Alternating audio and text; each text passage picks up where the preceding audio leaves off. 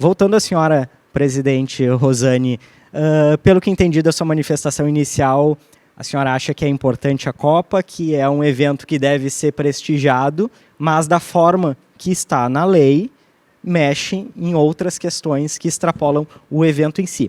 Teria como conciliar um incentivo para que as pessoas acompanhem a Copa sem mexer no calendário escolar?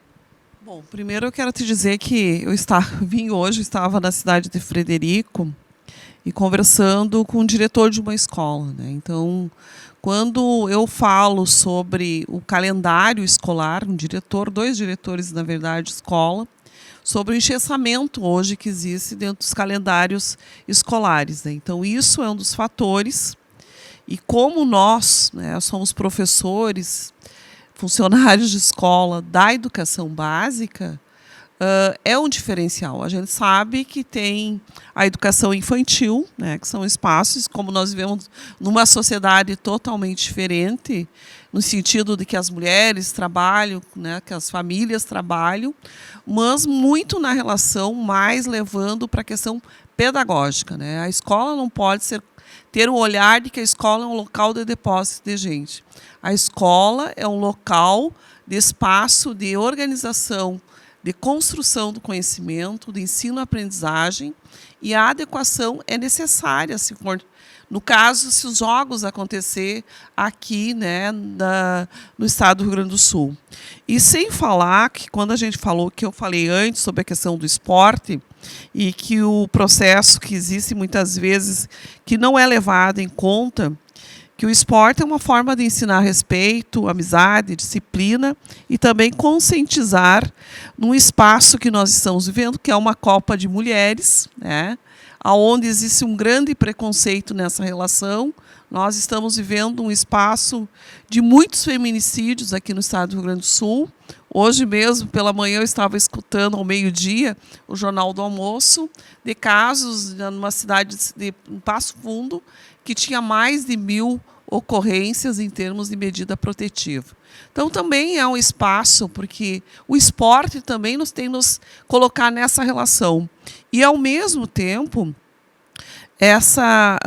a medida e o que está dentro da LDB, no mínimo 200 dias letivos, nos últimos anos nós temos que colocar na íntegra os 200 dias letivos. E se existe forma de organização das famílias, que as famílias também têm que se organizar, os currículos têm que se organizar nessa relação, nós temos que pensar assim.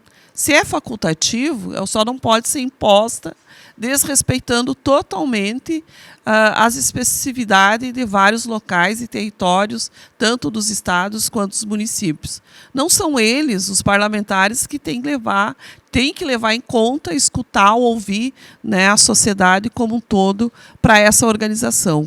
Mas também quem está no espaço da escola, né, no chão da escola, também tem que ser ouvido nessa relação de que forma podem adequar e organizar, né, o calendário para que também participem, né, tanto os alunos quanto a própria comunidade escolar como um todo dessas atividades que são importantes. Nós estávamos há poucos dias, perdemos aqui no Brasil, mas nós continuamos assistindo os jogos, né? Nós nos adequamos no processo, até nos locais de trabalho, muitas empresas largaram mais cedo seus profissionais para poder acompanhar. Então, tem todo esse fator que nós temos que levar em conta, né, numa Copa de Mulheres e aqui no Brasil. Secretário, além de secretário em Porto Alegre, o senhor preside, né, o Conselho Nacional dos Secretários das Capitais.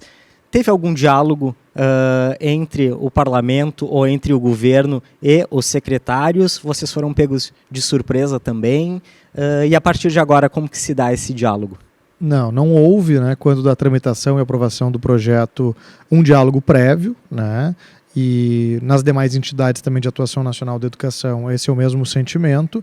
O que houve foi, a partir dessa divulgação, de toda a repercussão, nós, enquanto, né, Conselho Nacional do Secretário de Educação das Capitais, abrimos um diálogo institucional com o Conselho Nacional de Educação, né, na pessoa do conselheiro presidente, o conselheiro César Calegari, solicitando então que o conselho pudesse se manifestar, a exemplo do que fez lá em 2012, em relação a esse dispositivo específico da Lei 15.421, assim como fez em relação à Lei 12.663 da Copa do Mundo de Futebol Masculino, né?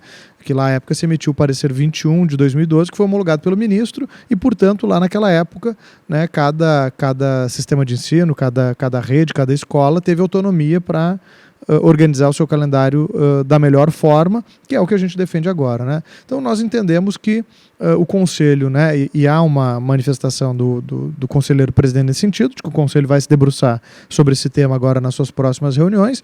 Como não houve uma alteração legislativa significativa nesse período, né, de 2012 para cá, especialmente não houve na LDB, né, que é quem confere essa autonomia às redes de ensino, nós acreditamos que a manifestação do Conselho vai ser igual a que foi lá atrás, né? Não há por que ser diferente, e isso traria essa tranquilidade, né, jurídica e também tranquilidade do ponto de vista de organização das redes e das famílias e das pessoas, para que a gente possa resolver esse assunto em definitivo, né?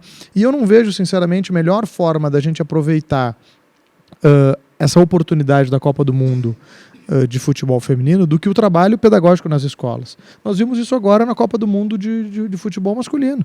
Várias escolas trabalhando, né, a partir da ludicidade que a Copa do Mundo permite, né, uma série de questões, desde incentivo à frequência, né, e de aprendizagem, né, os mais variados componentes curriculares, a partir, né, do que a Copa do Mundo proporciona. No caso da Copa do Mundo de futebol feminino, traz ainda outros elementos importantes, né? A própria valorização do esporte feminino, das mulheres, enfim, e não há melhor forma de trabalhar isso do que dentro das escolas, de uma forma, né, pedagogicamente apropriada a partir do planejamento de cada professor, né? Não vai ser, na minha avaliação, fechando escolas nesse período que a gente vai estar incentivando ou promovendo o esporte feminino. Ao contrário, o que a gente tem visto a partir das manifestações desde que surgiu tudo isso, isso acaba gerando uma revolta na sociedade em relação a um evento que deve sim servir de orgulho, de motivação para todos os brasileiros, mas que não tem, né, que a partir disso fazer o fechamento das unidades de ensino.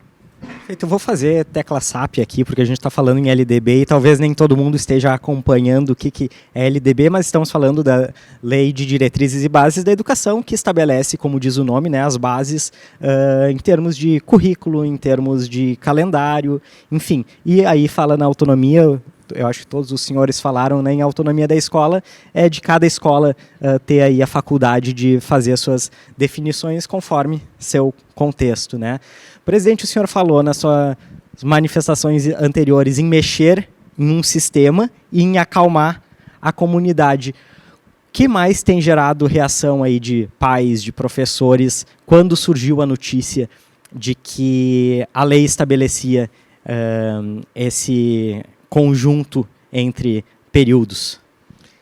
Eu realmente não vi, mas certamente muitos pais e muitos professores colocaram a mão na cabeça e disseram: e agora, o que nós vamos fazer? Né? Porque dentro dessa organização que eu falava antes, existem medidas tomadas pelas famílias no sentido de organizar o futuro. Né? Quantas famílias já compraram talvez até um pacote de férias para janeiro e fevereiro fora do país? Quantas famílias, inclusive, já pré-alugaram casas na praia, em lugares de turismo, até fora do país? Então isso mexeu. E agora? Porque se esta lei tiver que ser aplicada, as aulas começarão pelo menos na metade de janeiro, para a gente poder terminar no final do ano. A não ser que se comece em março e termine em janeiro do próximo ano, que também é confuso. Né? A gente joga para o ano seguinte uma coisa que tem que ser realizado aqui para nós no ano anterior. Né? Então, de fato, isso tumultuou. Né? Tumultuou. Mas eu tenho uma quase convicção, assim como o secretário aqui municipal de Porto Alegre, de que o Conselho Nacional será sensível ao nosso pedido. Não dá para colocar, desculpe a expressão, dentro do mesmo balaio um estado do Amazonas, o Pernambuco e o Rio Grande do Sul. São culturas diferentes, são tempos diferentes, existe uma organização diferente. Lá ter férias em junho, julho, é um processo normal. Aqui para nós, umas férias em junho, julho, tira qualquer esquema. Imaginem assim, as famílias, o pai e a mãe que trabalham, que negociam com a empresa tirar férias em janeiro e fevereiro, porque mesmo dentro da empresa existe, de certa maneira, uma escala. Olha, esse ano você tira, no ano que vem você tira, né? E assim por diante. Ora, vem uma lei e diz assim, não, as escolas deverão dar férias em junho e julho. Não é poderão, deverão dar. Isso transtorna muito, é mexer muito com o povo, é mexer muito com aquilo que está organizado, é mexer muito com aquilo que está dando certo. Olha aqui, ó, há 15 dias atrás, o Brasil perdeu o jogo. Desculpe, domingo passado o Brasil perdeu o jogo. Mas, uma semana antes, ou quase uma semana antes, uma segunda-feira, o Brasil jogou às 2h da tarde. O que aconteceu? Houve transtorno? Não. Aulas de manhã, tranquilos, todo mundo torcendo. Claro, um pouco mais agitado, mas isso faz parte do clima, né? À tarde, a maioria das escolas não deu aula.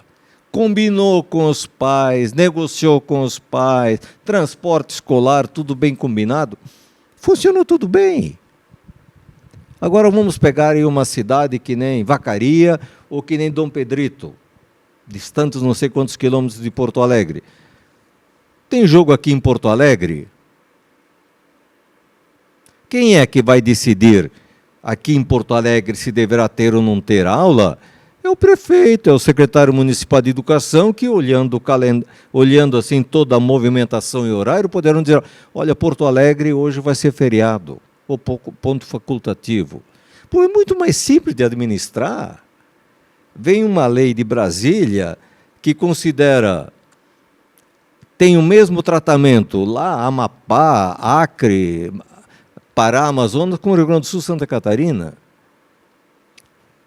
Eu acho que esse ponto é o ponto falho. É por isso que as escolas, de modo geral, a sociedade, não entendeu muito bem isso, né? Não aceitou bem isso, porque há outras alternativas. Nós podemos conversar dentro de um processo democrático sobre algumas decisões, né? E uma delas seria essa aí.